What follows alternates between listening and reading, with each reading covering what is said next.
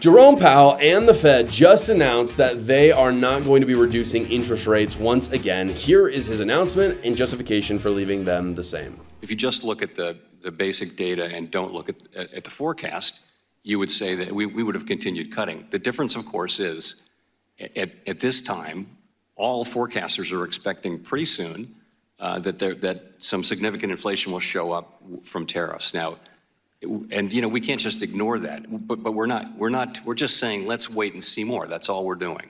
And if you will have noticed, a substantial majority of the committee has written down rate cuts in the remaining 4 meetings this year.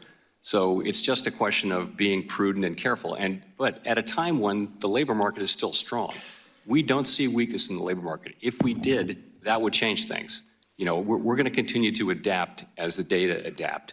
But that is the difference between then and now. Then inflation was forecasted to continue to come down. Here it's forecasted to go up by all forecasters. So, and again, we're not overreacting to that. We're just saying, hey, as long as the economy's strong, we can take a little bit of a pause here. And that's what we're doing. And again, continue to adapt as the data comes in. If we see data that suggests that inflation's not going to produce big increases, that would matter. And if we saw the labor market weakening, that would matter too. So I really hate to say this, and some of you might be surprised by this, but I actually do agree with Jerome Powell. And here's the reason why, guys. I obviously don't like high rates, so that's not what I'm saying. The reason why is because people are saying that inflation has cooled. It's something that JD Vance has said. It's something that Donald Trump has said. And they're right. It has cooled, but it's not cool yet. It's not over. And so the safe number for inflation is about 2%.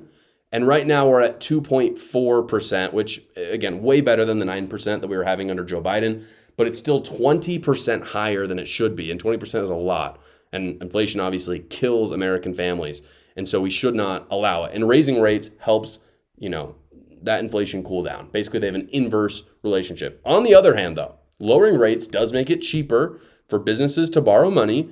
And then they have more money to employ people. And so if you're in a recession, you want to lower rates. And that usually helps us out. What Jerome Powell is saying is that Trump has successfully saved us from a recession, which looked quite imminent for a few months. Like if you look at projections back in March, it did not look good. However, right now it actually looks pretty good. And because of that, we really do not need to reduce rates. There's no fear of recession right now for the most part. There is a fear, again, at that 2.4%, that inflation is a bit too high. JD Vance came out. He's very angry with Jerome Powell, very angry they didn't reduce rates, and actually made a very good point in a tweet for why we should keep them high for a bit later, even though he was mad at Jerome Powell. This is what he said. You can see it right here. He said, "I'd love to hear an argument for why Powell cut rates 50 points right before an election, but can't do it now with inflation lower." Jerome Powell did do that. And this is one reason why I'm not really a big fan of Jerome Powell as kind of just a blanket statement. I was incredibly critical of him for doing that. I did a whole video on it. It was total crap. It was election interference. I think it was corruption for sure. And it's one reason why I don't like the Fed either. However, what we saw after that was that inflation did not go down. He cut the rates. Inflation stayed the same. It stayed at about 2.4%. It stayed there longer. It still hasn't gone down because of that. So even though we're mad at Jerome Powell for doing it for Biden, it kind of proves the point that lowering the rates would be a mistake. It shouldn't happen.